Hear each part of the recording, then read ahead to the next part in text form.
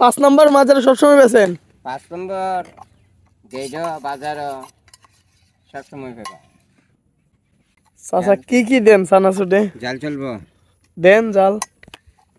কয় বছর ধরে আপনার ব্যবসা করেন? বাবা ব্যবসার কোনো খালি মতো নাই রে বাবা। হ্যাঁ, এটা দাড়ি মুখ চুপি দিবার আগের থেকে ব্যবসা। আরে বাবা, তা তো অনেক দিন ধরে। শেষ বাজানো হয়। আপনি কি 5 নম্বর মাজারে সবসময় বেচেন? 5 নম্বর গেইডো বাজার সবসময় পাবা। সবকিছু আছে আপনার এখানে? ইনশাআল্লাহ। আরো 2 ফুট কমাইছে লোক একজন কম দিকে। ও, সোলটাও আইলো, জলফুই আইলো।